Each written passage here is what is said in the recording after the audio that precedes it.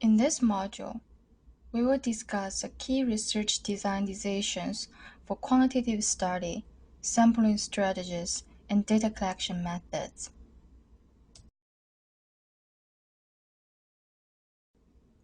The Table 9.1 in your textbook describes the key features that are addressed in the design of a quantitative study, such as: is there an intervention involved? What type of comparison will be made to illuminate the relationships of variables? How will confounding variables be controlled? From whom will critical information be withheld to avert bias? How often and when will the data be collected? Researchers make decisions on these aspects in order to answer their research questions and test their hypotheses. Different designs are appropriate for different questions. We will introduce each of them in this module.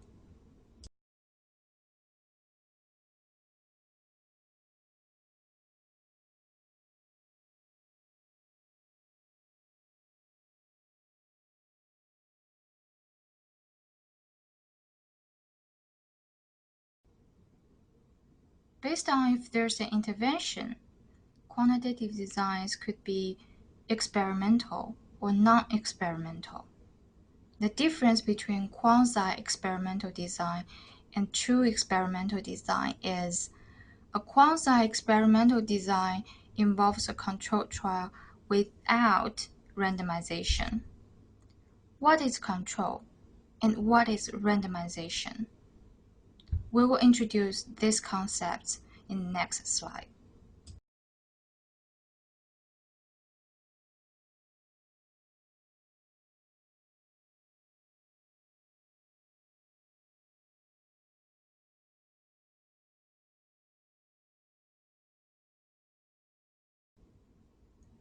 In a true experiment, the researcher manipulates or does something, usually an intervention or treatment, to some subjects and not to the others.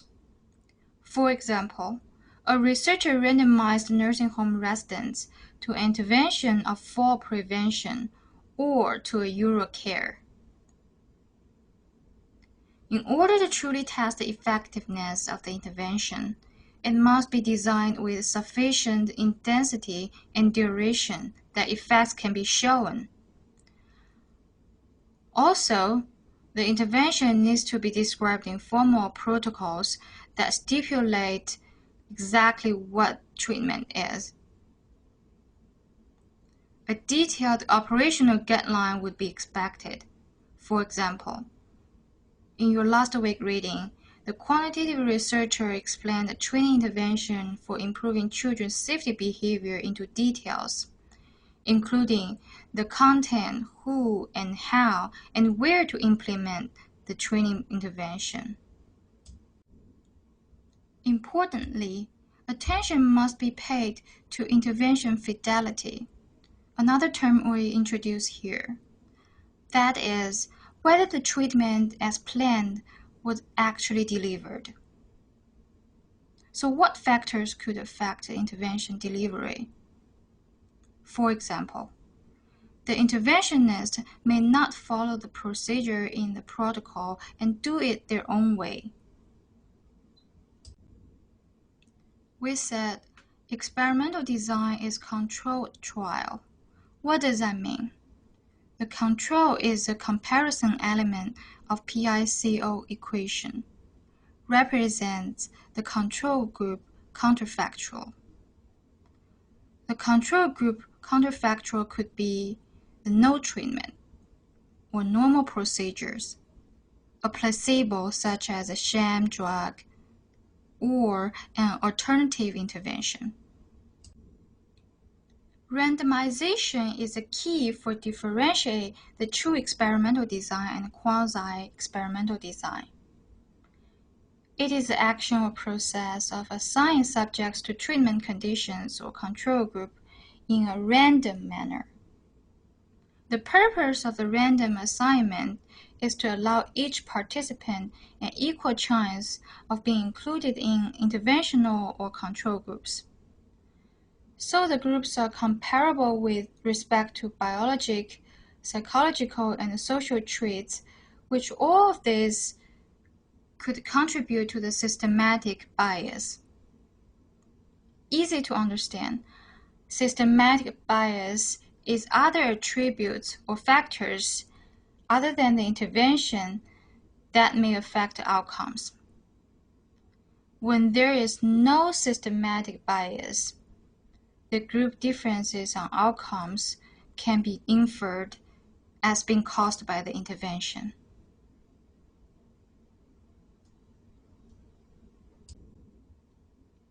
The advantages of experimental design or random controlled trial is that it's the most powerful design for detecting cause and effect relationships.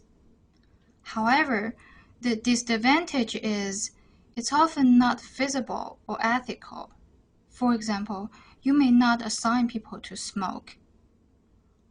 Also, randomization and intervention are often expensive.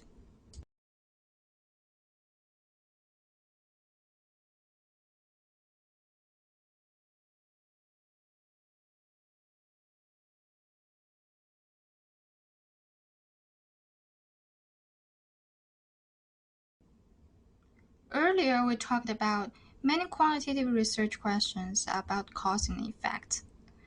As we said, the counterfactual is a control group, the elements of comparison in the PICO equation.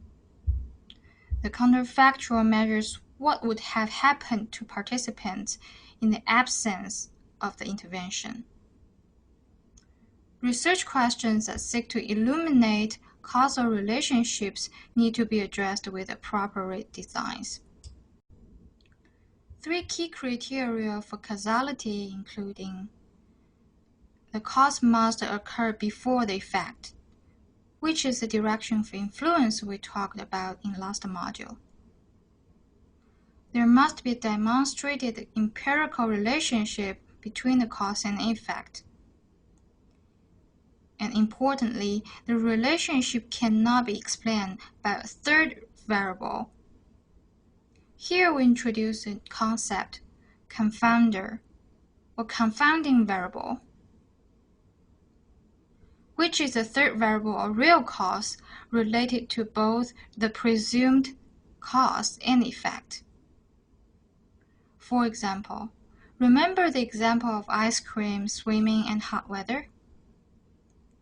Hot weather could be the confounder that causes both increasing ice cream sale and the amount of people go swimming. Failing to control confounding variable could lead into a false conclusion of the cause and effect relationships between the variables of interest.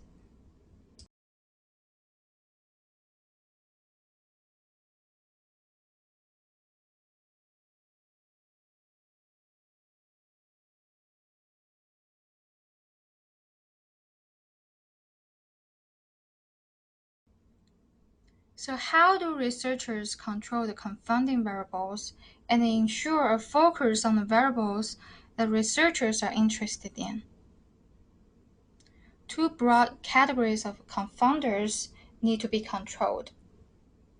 Those that are external factors and those that are related to study participants. For external context, achieving consistency of the condition is a key. Think about that. A stable environment is a constant instead of a variable. In reality, researchers cannot totally control study context, which make all other factors a constant.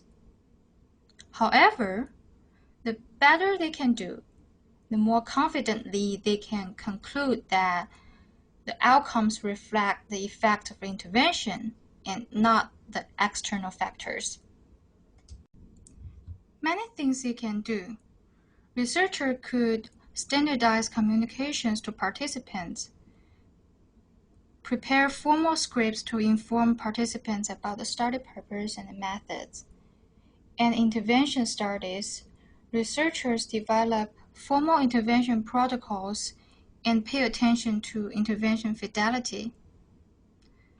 So they monitor whether an intervention is faithfully delivered in accordance with its plan and that the intended treatment was actually received. Blinding is a way to control bias by keeping data collectors, participants, intervention agents, or healthcare providers unaware of group allocation. Researchers minimize the risk that other people involved in the study will influence the results. For example, the nurse conducted a randomized controlled trial on fall prevention. Neither those administering the intervention nor those recording the outcomes know which residents received the intervention. Randomization is one of the best ways to control participant factors, since the traits in both interventional group and control group are equivalent.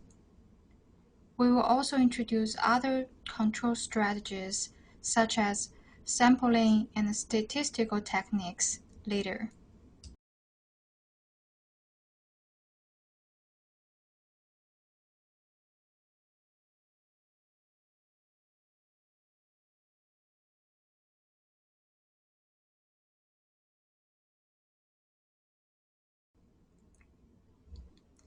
After defining this concept, we're introducing three specific designs under the experimental design category. To make it more visual, we use symbolic letters for explanation. R is short for randomization, X is intervention, O is measuring outcomes or dependent variable. Post-test only design measure outcomes only after intervention. Pre-test, post-test design measures dependent variable before and after intervention. The before intervention measure is called baseline. And the crossover design has a baseline measure after intervention A and a measure after intervention B. I have cited examples for each type of design for your understanding and further study. There are also other types of design under the randomized controlled trial category. As long as they have intervention, randomization for the whole sample, and controls.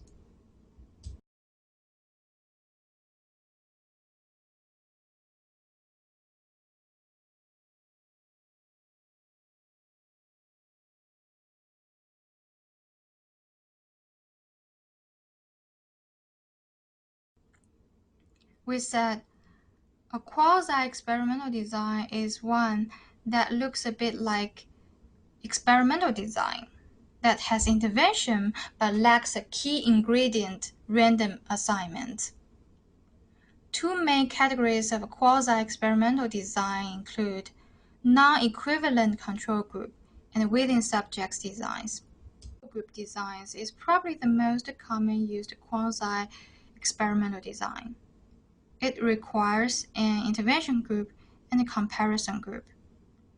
The groups are not created through random assignment.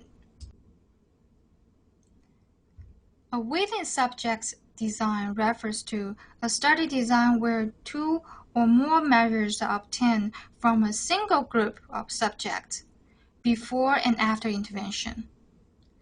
This type of design is also referred to as the repeated measures design. Each subject is observed repeatedly. Every single participant is subjected to every single treatment. Subjects act as their own control, provides a way of reducing the amount of error arising from natural variance between individuals. A common example of a within subjects design is medical testing, where researchers try to establish whether a drug is effective. The The researchers will give all the participants the placebo for a time and monitor the results. They would then administer the drug to all the participants for a period and then test the results. Quasi may be easier and more practical than true experiments, but they make it more difficult to infer cause and effect relationship.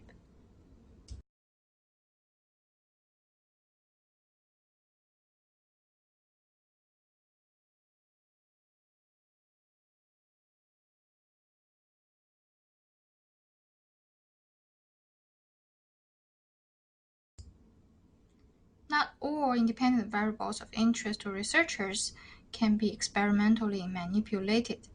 For example, neither gender or smoking as an independent variable can be ethically and easily intervened. Experimental designs are also not appropriate for descriptive questions. Researchers do not manipulate the independent variable is a central feature of non-experimental design.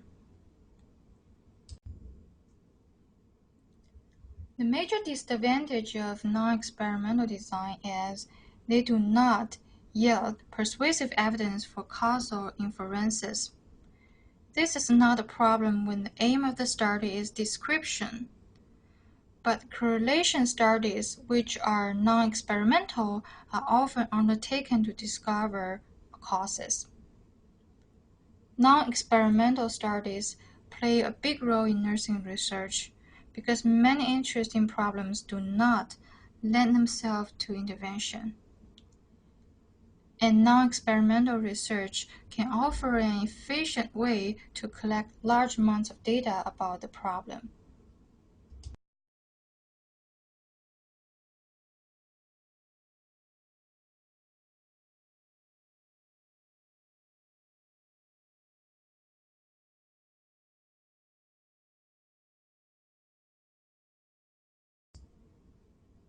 When researchers study the effect of cause they cannot manipulate, they undertake correlational research to examine relationships between variables. A correlation is an association between two variables, a tendency for variation in one variable to be related to variation in another. It is risky to infer causal relationship in correlational research as investigators do not control the independent variable, which often has already occurred. For example, study on the association of people's health problems and eating habits. Even though correlational studies are weaker than randomized controlled trials for cause-probing questions, different designs offer varying degree of supportive evidence. The strongest design of non-experimental studies for this type of question is a cohort design or prospective correlation design. For example, a potential cause in the present, such as experiencing or not experiencing a miscarriage, is linked to a hypothesized later outcome, such as having depression 6 months later. In a retrospective correlational design, an outcome in the present, such as having depression, is linked to a hypothesized cause occurring in the past, such as having had a miscarriage. One retrospective design is a case-control design in which case, for example, those with lung cancer, are compared to controls, those without lung cancer, on prior potential causes, such as smoking habits. A second broad class of non-experimental studies is descriptive study. The purpose of descriptive studies is to observe, describe, and document aspects of a situation. For example, an investigator may wish to discover the percentage of teenagers who smoke. It's the prevalence of a certain behavior. Sometimes A study design is descriptive correlational, meaning that researchers seek to describe the relationship among variables without inferring a causal relationship. For example, researchers may be interested in describing the relationship between fatigue and psychological distress in HIV patients. Or a study examines the relationship between women's age and their frequency of performing breast self-exam.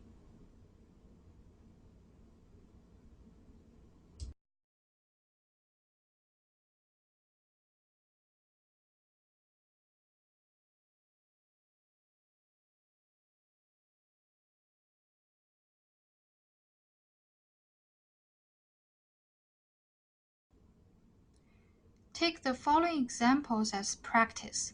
Indicate whether you think the study design is experimental, quasi-experimental, or non-experimental.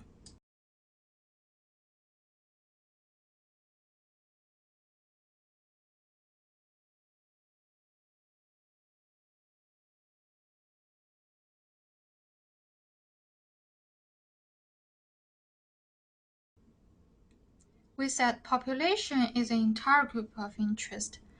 Eligibility criteria is a characteristics that define the population. The criteria define people with what characteristics will be included in the study called the inclusion criteria. And the subject with what characteristics will not be included is called exclusion criteria. The sample is a subset of population. The sampling here is a process of selecting a sample. It's a verb. The optimal goal of sampling in quantitative research is selecting a representative sample, a sample whose key characteristics closely approximate those to the population of interest. A key consideration in assessing the quality of a sample in a quantitative study is its representativeness of the population. The representativeness are more easily achieved with probability sampling, homogeneous population, and large samples. Sampling bias is when you choose a sample that is not representative of the defined population, and thus does not give you results you could extrapolate to hold true for the entire population.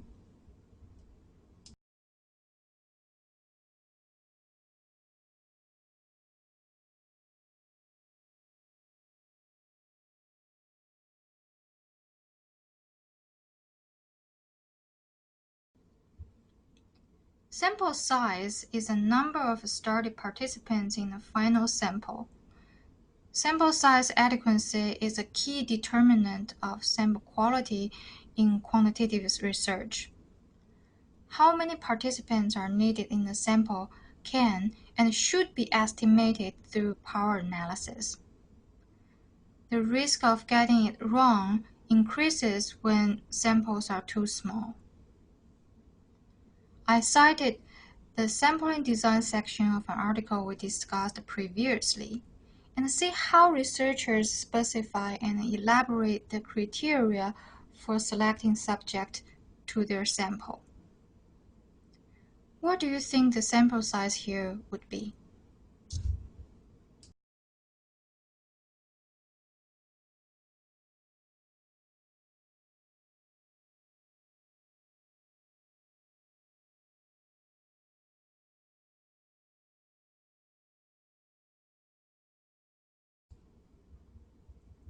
Two broad classes of sampling designs in quantitative study are probability sampling and non-probability sampling.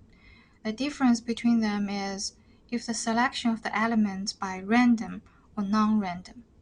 Probability sampling involves the selection of participants from a population using random procedures. Each element in the population has an equal independent chance of being selected.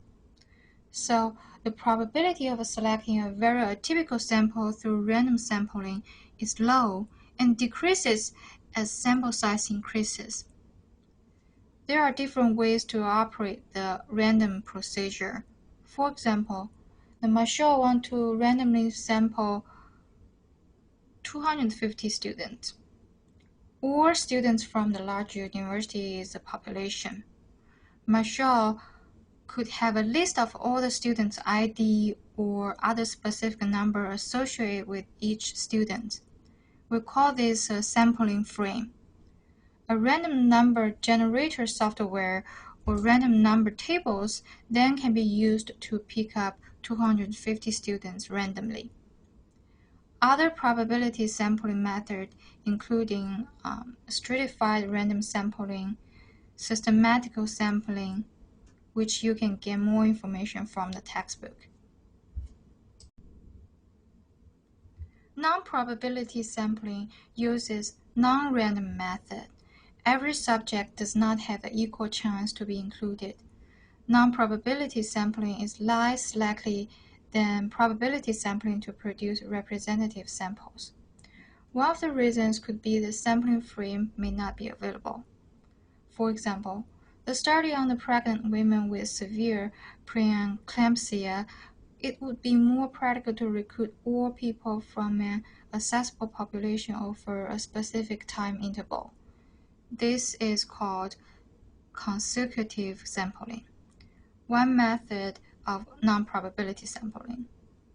Other types of non-probability sampling include the convenience sampling, which is selecting the most conveniently available subjects.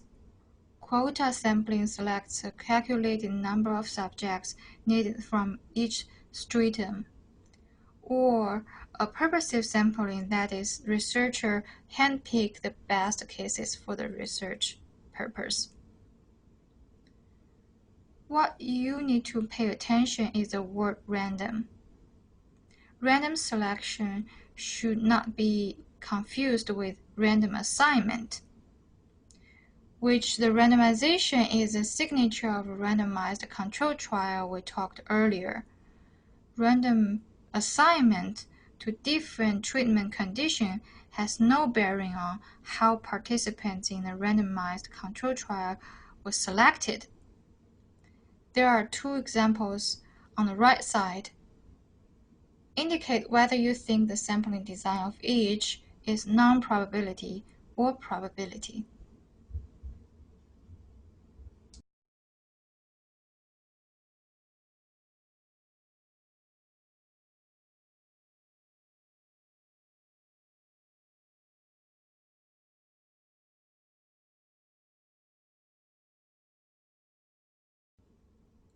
Data for quantitative studies tend to be quantifiable and structured, with the same information gathered from all participants in a comparable way.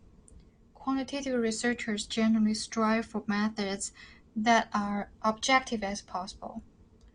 Researchers can collect original data or using existing data.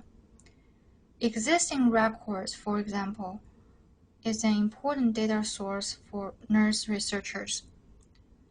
A wealth of clinical data gathered in daily clinical practice can be fruitful for analysis to answer research questions. For new data, researchers must develop a data collection plan. Three types of data collection methods have been frequently used by nurse researchers: self-reports, observations, and biophysiologic measures. Self-report data, also called patient-reported outcome data, are patients' response to researchers' questions, such as in an interview or doing a questionnaires. It is the most common data collection approach. Direct observation of people's behavior and characteristics can be used for certain questions. Nurses also use biophysiologic measures to assess important clinical variables.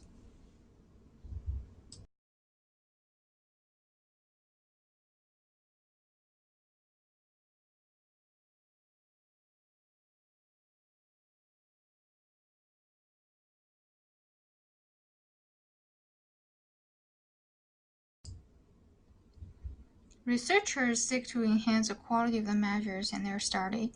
We're introducing two concepts in assessing the quality of measurement and quantitative studies: validity and reliability.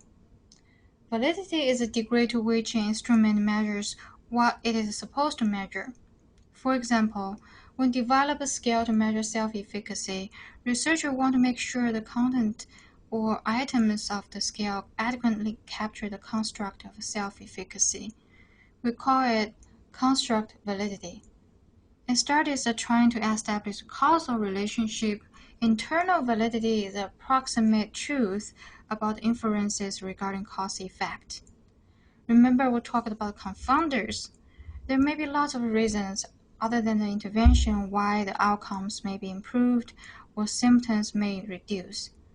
The key question in internal validity is whether observed changes can be attributed to your program or intervention, and not to other possible causes.